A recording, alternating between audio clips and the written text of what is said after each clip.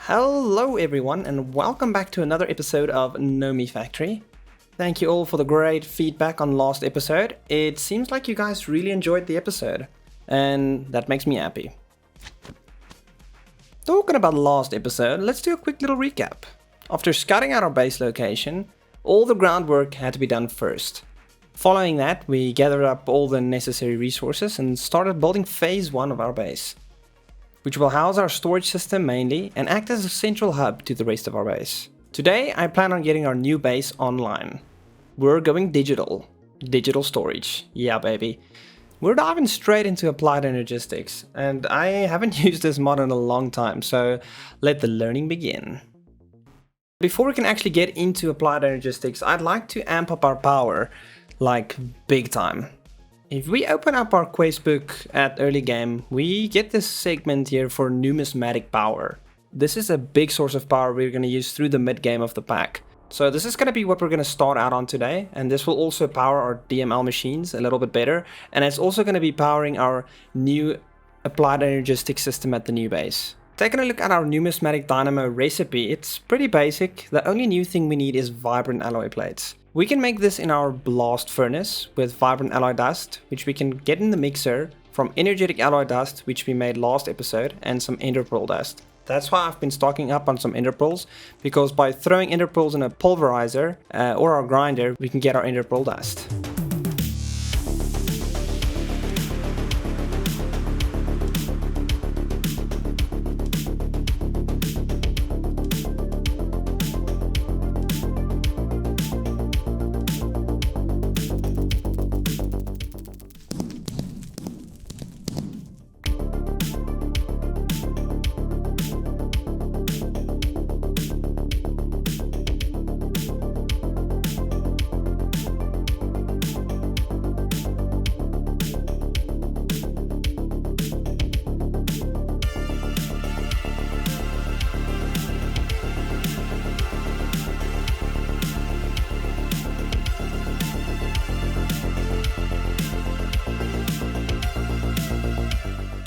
Alright, I've got them hooked up to our diamond supply. All that's left to do is add our lapidary calibration.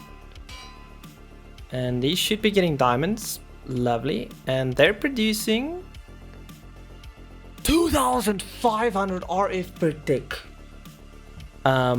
What? That is actually crazy. That is an absurd amount of energy. So we basically added 5,000 RF production to our line right now. And it looks like a diamond lasts pretty long. So they've also got a pretty big internal buffer of 2.5 million RF. I'm wondering if this fills up. I'm assuming these will stop. I'll get back to you guys when I know more. Okay, a quick little upgrade we can actually install in our numismatic dynamos are the fuel catalyzers, and this will make them more fuel efficient. I've kicked on the rest of our DML machines over here, and we're still producing more power than we are using right now, which is fantastic. And I've been keeping an eye on our diamond supply, and we are definitely in a net positive. So this whole loop that we currently have running is basically generating diamonds for free, and infinite diamonds equals free power. So that's one thing ticked off our list.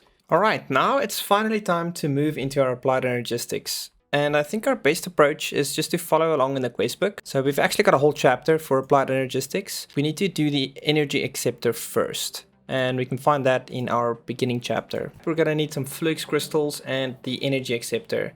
This converts RF power into AE power? Yes, and that's basically the power source that our whole applied energistics network is going to use. So first up, there are actually a few different crystals that we're going to be needing, and one of them is the flux crystal. So in order to make our charged Certus quartz, we actually have the charger already made. We just pop normal Certus quartz in there. It takes a second or so, and boom, there it is. You can only do one at a time, so it's pretty tedious. I'm quickly going to figure out a way to get a small automated setup for this. Alright, this should be pretty easy. I'm going to pop a chest down here, and we're going to put our Certus quartz in that chest. We're going to hook it up to our network. We're going to set a export with a filter on the normal Certus quartz. always active, and we're gonna set a insert over here. So that'll automatically pop them in. They'll charge up. And then as soon as they're charged up, we'll do a extract on the charged Certus quartz always active. All right, that's working. Now we can just leave this to quickly fill up a bunch of charged Certus quartz. Lovely. Okay, all we need to do now is pop these in a water bath.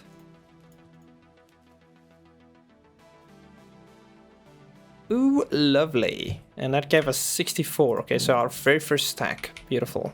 All right, we're gonna pop these in our bending machine. And that gives us our flux plates. And with that, we can craft up our energy acceptor. First quest done. And that opens up our matter energy quest line. I mentioned earlier we're going to need more crystal types, and I think that should be our first focus because some of these take a bit of time. We've got the pure Certus quartz, the nether quartz, and the pure flux crystals, and we can make these in a crystal growth chamber. These are basically ways to double our crystal outputs because we turn Certus quartz into pure nether quartz into pure nether quartz, and flux crystals into pure flux crystals. So this is a good way to get our resources to stretch a little bit further. So to craft this guy, we're gonna need dark steel frames, which we can easily grab in here. Combine that with a machinal and some of our charged Certus quartz, and there we go, crystal growth accelerator. I'm thinking we'll do a stack of each for now. Oh, that actually gives us 2 stacks. Perfect. So we're gonna place down our energy acceptor. And on top of that, our crystal growth chamber. Inside here, we can now place our crystals. And look at that, they're actually growing. Wow, pretty quick.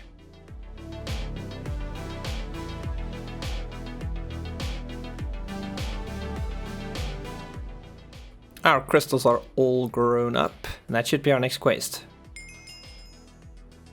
Our next block is going to be the inscriber. This is also used for crafting, and it's pretty much going to be used all throughout Applied Energistics to make our different processors. Right, we're going to need 2 MV electric pistons, so we're going to have to make a couple of electric motors, 1 small aluminum gear, and that should actually be everything.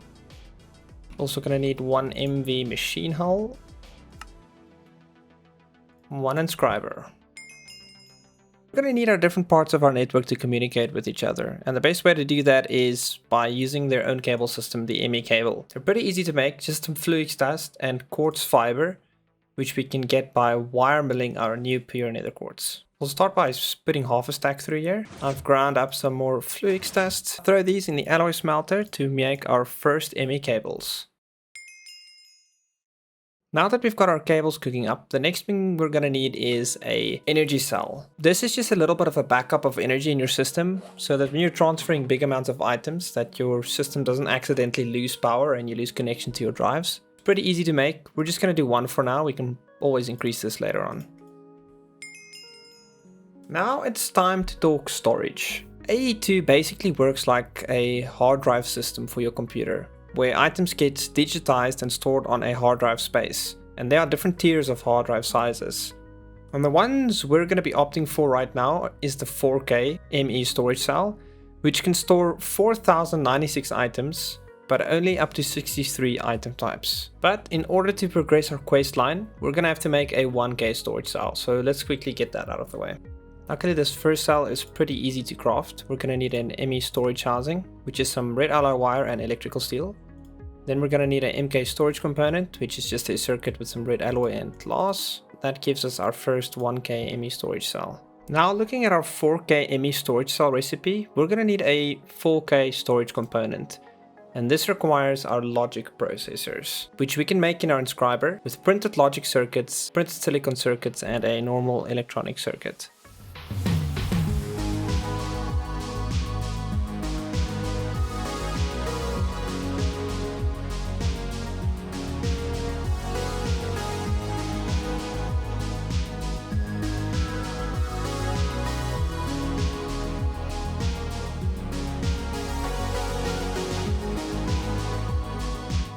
Now I've already cooked up some silicon in our EBF, and we're going to turn half of that into plates. It's time to hook up our inscriber.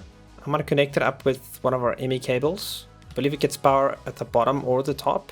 Now we can put our silicon plates in here. This isn't actually going to run because it needs a press.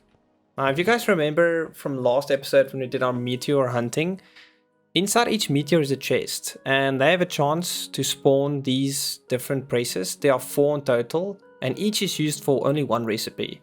This one's going to be silicon. Once we pop that in there, we'll actually see it happen. Perfect, printed silicone, our very first one. We're going to automate this the same way we used the charger. So I'm actually going to put down some item conduits here, and we're going to want to filter our extract to be silicon plates on this side. This thing is actually side sensitive, so in order to import into the medium slot, we have to import on the back side. Then we want to make sure we're going to filter our export with a printed silicon circuit. Make sure it has somewhere to go. And now if you put our silicon plates in here, this should run automatically. Perfect. To finish our quest, we're gonna have to do the same with gold.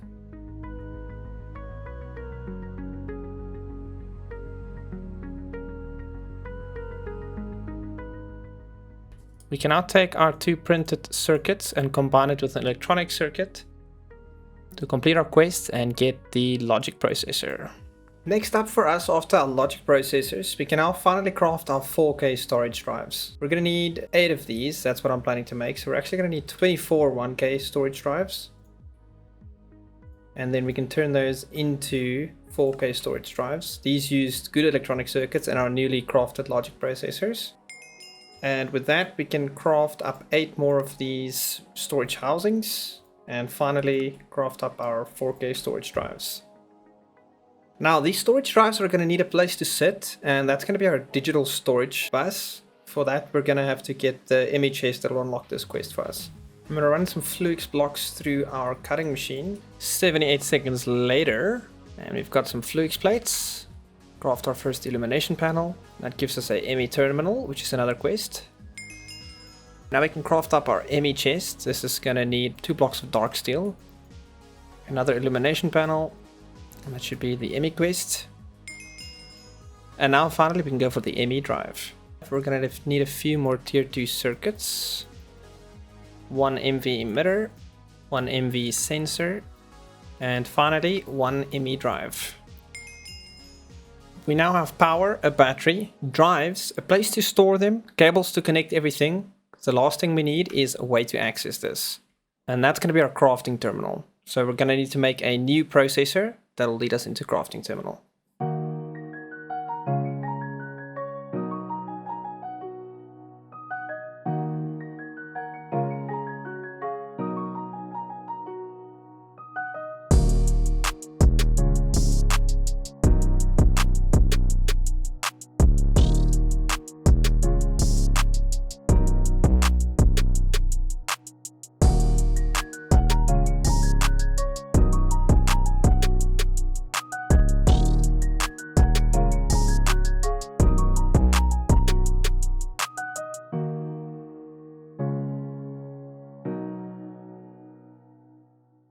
Oh my gosh, all our items are literally accessible through this one grid.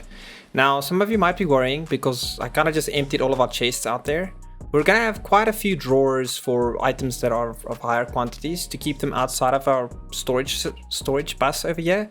So there will be some external storage to save on space, but for now we had the space to kind of just throw everything in there to help us move. So the great thing about this is we can actually craft in this. For instance, if I wanted a MV machinal, I can just get the recipe, it moves it all in there, and it's crafted. So we can move all of our items and tools that we have lined up here also into our storage system.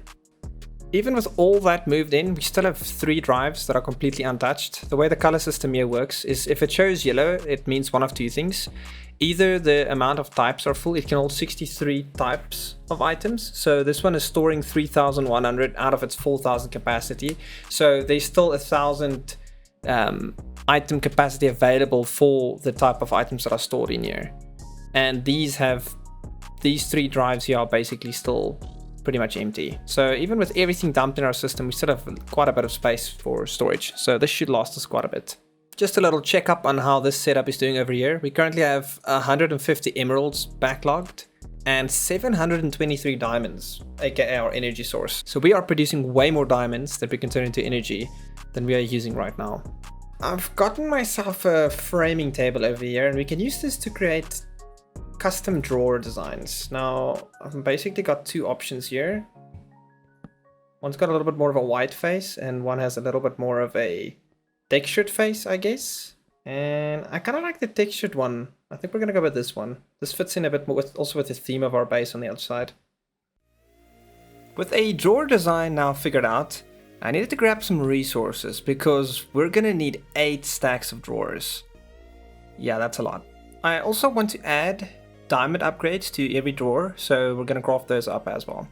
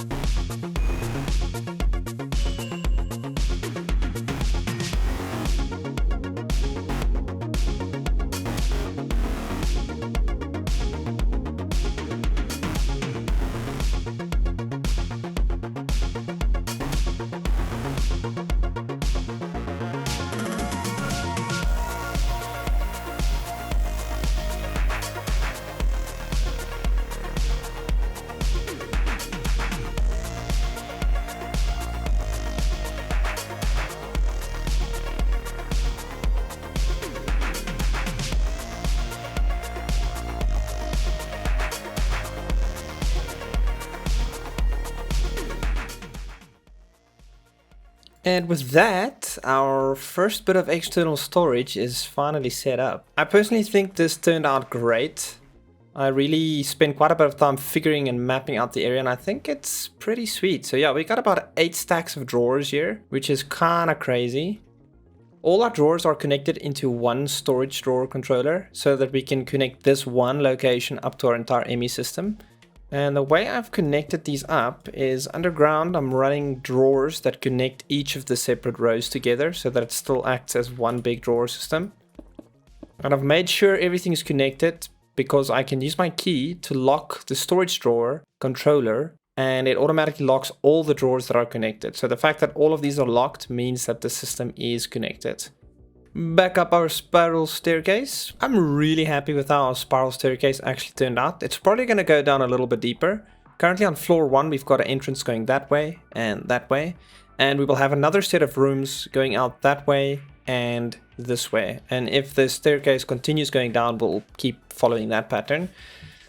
We have 4 different quadrants going on here. This quadrant is for our drawer storage, and we can do the same in the opposite corner. And I would like to use these 2 corners for fluid storage. So depending on how much the need is going to be, we have space to expand as we need to.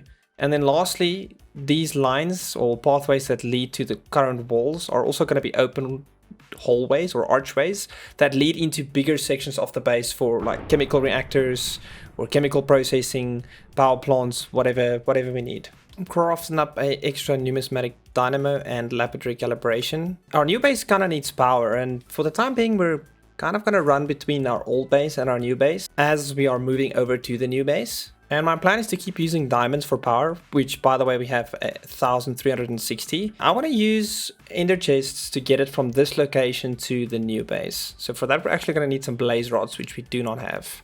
Quickly enchanting up a sword just for a bit of a more decent weapon. Sharpness 4, not bad. Let's throw on our nether armor. And to the nether we go. We were pretty lucky with our nether spawn because we've got a fortress literally right here at our spawn. So I'm gonna go look for some blazes. Might as well grab some of this while we're here. Oh, we found blazes! And a lot of angry things.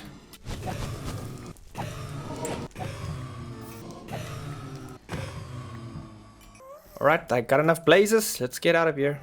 That we can also craft up some blaze powder to make a blaze data model. Okay, I've quickly added up our blaze data model in here, so we're actually going to start making some blaze rods. Back to our task at hand, 2 ender chests. Guys, this is so strange. The ender chests are invisible. Yeah, it sounds like both of them are opening up. Man, this is... I don't know why this is happening, but like the texture literally is not loading.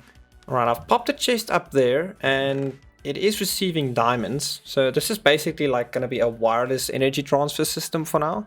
I'm limiting it to 3 stacks for now. That's literally going to be more than enough. Alright, I've got everything we need to get our first bit of power up in the new base. I've dug up just a little bit of a small basement. That's going to be the home of our power for now. So we're going to actually put down our dynamo. Give it its upgrade. I've made an advanced capacitor bank that can just store some energy for us. Let's make sure that's rotated the right way. Next, we're going to put down our ender chest. That's invisible, but it's there. Hook up some conduits.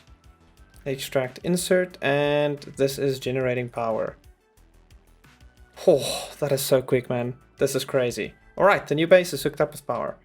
Alright, I've moved up all our items. It's funny to think that all our items literally fit in this one box. It's crazy, I know. But yeah, we're officially hooked up and moved into this place. And we can start working from here. In between episodes, I'll probably move over our machines. And next episode, we'll start accessing and using the drawer system over here. But I do think that's going to do it for today's episode. We got a lot done, actually. And I'm super proud of us. And I'm really excited for what our base is going to turn to. If you guys have any cool ideas, please drop them down in the comments below. If you guys want to catch up in between episodes, be sure to join our Discord server. Links are down in the description. And while you're down there, make sure to hit the subscribe button and leave a like and comment. And also if you guys know of a way to stop slimes from spawning. Anyways, that's going to be me for this episode. I hope to see you guys in the next episode.